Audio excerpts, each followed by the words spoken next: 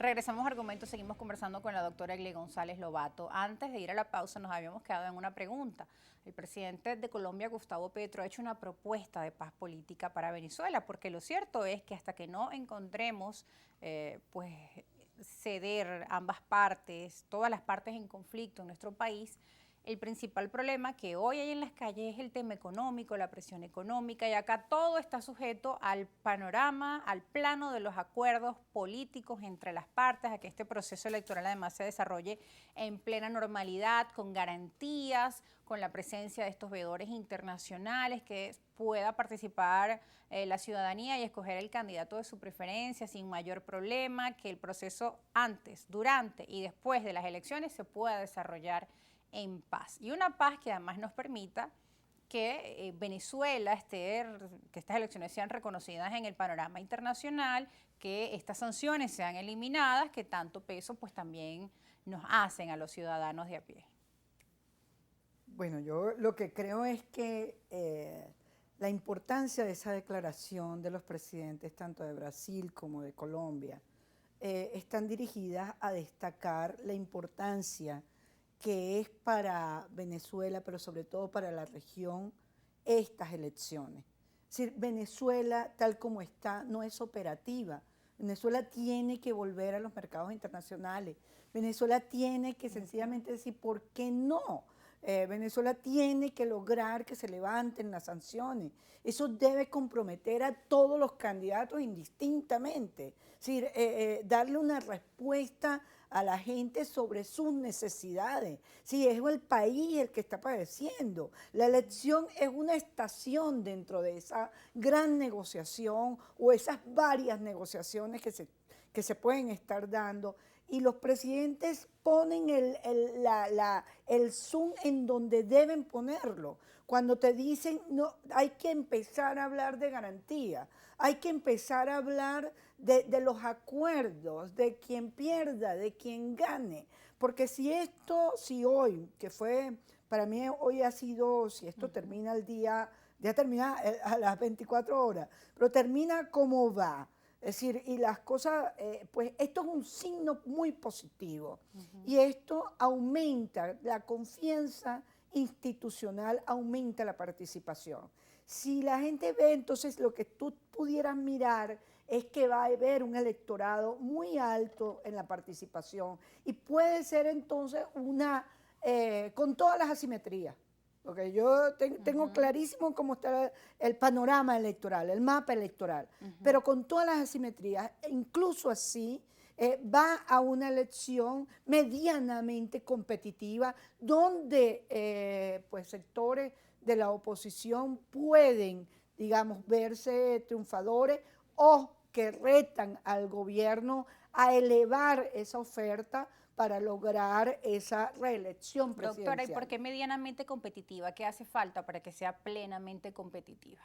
Bueno, desde el mismo momento que tú excluiste a algunos candidatos o candidatas y excluiste a algunos partidos políticos, ya eso te hace un embudo, te lo cierra. Desde el mismo momento que tú no facilitas el registro electoral en el extranjero de venezolanos, que no pones todos los puntos itinerantes en el país, tú estás generando condiciones de obstáculos dentro del proceso. Sin embargo, repito, lo importante es la convicción, el compromiso, porque esa decisión es de los y de las venezolanas, de tomar la decisión de que el país, no solamente desde el punto de vista económico, repito, sino de hacer posible que Venezuela sea un país que no quede en la irrelevancia, sino que sea un país que sea considerado, que sea tomado en cuenta, que sea visto como la posibilidad de invertir.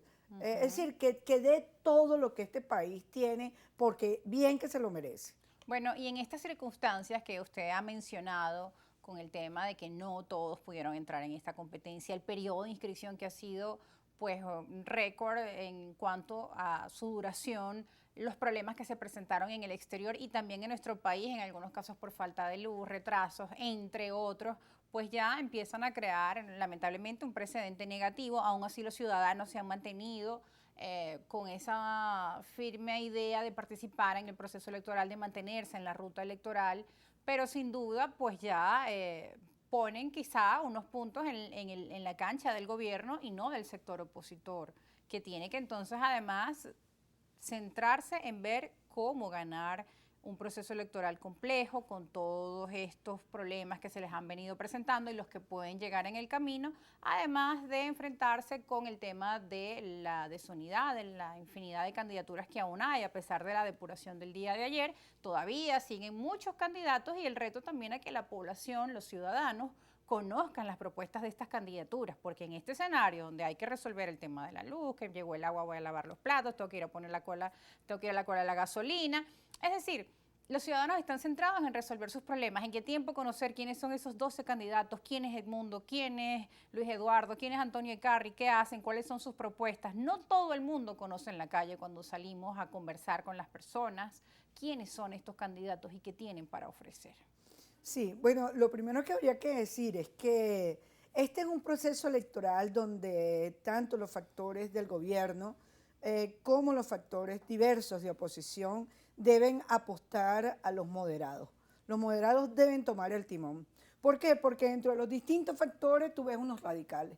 Por ejemplo, la plataforma unitaria logra un acuerdo, un único candidato, no un candidato de la unidad. O sea, ahí lo que hay es un pacto. Se logra un pacto, pero ahí no hay unidad, ahí hay diferencias irreconciliables. De hecho, Manuel Rosales fue muy criticado, pero lamentablemente, bueno, dio una muestra de estatura política que le hacía falta a este país. Le hacía falta porque lo que le pasó al gobernador en las redes te da una idea, de que los radicales están en varias partes. Porque ese ataque feroz que fue contra el gobernador Rosales me pareció una cosa, bueno, y también te hace ver el poder de las redes en una campaña. Eso no fue ni siquiera en campaña, imagínate tú. Pero afortunadamente hoy está resuelto, Pero en todo caso, sí hay que salirle de frente a cualquier, digamos, grupo que entonces son muy sensibles. Porque tú le dices, bueno, pero ¿para qué estás llamando la atención? No, yo no estoy llamando la atención. Entonces, ¿cómo se llama lo que tú estás haciendo? Es decir, si hay un candidato único por la plataforma y están los otros candidatos, bueno, y está el presidente Nicolás Maduro por la reelección, bueno, que haya una campaña desplegada con normalidad. Con el perdón de la feminista, pero que lo que se llamaba antes el pacto de caballeros. O sea, no, yo no necesito ni siquiera normas, yo lo que necesito es ni siquiera una ventaja de los fondos públicos, ni un exceso, digamos, de quienes están en el poder, sino que haya un despliegue de una campaña que logre lo que tú deseas, que es que lleguen a la ciudadanía, a los ciudadanos, a decir y a mostrar cuál es el programa de gobierno que tiene. Porque hasta ahora lo que a los ciudadanos les llega es ese enfrentamiento inútil, estéril, incluso entre los mismos candidatos, bueno, entre ellos, entre los candidatos de la oposición, de lado y lado, y centrados que tampoco quieren tener nada que ver con ese grupo llamado quizá extremo, que también tiene diferentes factores. Es decir, la oposición es muy diversa, es muy complejo separarlos o aglutinarlos por grupo, pero lo cierto es que tienen que llegar a unos acuerdos macros si desean la victoria en esa elección. Así es, un profesor me decía en estos días, nadie es dueño del futuro y nada está resuelto todavía. El gobierno va a una elección existencialista, es decir, va a lograr captar el mayor número de votantes. ¿Cómo lo va a hacer? No lo sé, pero el triunfalismo es terrible. Decir que hay un deseo de cambio, es cierto, hay un deseo de cambio mayoritario. Ahora, la gente está obstinada del problema pequeñito, ¿sabes? De ese fastidio de que esta no se pone de acuerdo con aquel, de esta destrucción que hubo en las redes, esta contra el gobernador, eso la gente lo rechaza. Entonces, ojo, cuidado. Es decir, hay que lograr captar con una voz de cambio, pero para el país, que haya que este progreso no se detenga, sino que vamos a avanzar hacia él. Y que lamentablemente en esa lucha, en esa batalla de redes sociales aparecen los elementos de los bots que también tienen algunos laboratorios cuentas para favorecer o perjudicar a otros. Lo hemos visto en elecciones en otros países, como en Estados Unidos, que ya está un documental de eso en Netflix, del poder de las redes sociales y de los laboratorios para influir en la opinión pública. Entonces, quienes tienen más presupuesto son aquellos que además se benefician aún más llevando mensajes que polarizan, discursos apasionados, y los argumentos que son desde la pasión, no desde la razón, normalmente son los que logran convencer al electorado, porque el voto además también es una herramienta emocional. Entonces también hay manipulación, hay persuasión y hay influencia en los ciudadanos a través de esos laboratorios. Pero de eso seguiremos hablando al regreso y de otros elementos, obviamente, del tema electoral que hoy nos compete. No se aparten, ya regresamos.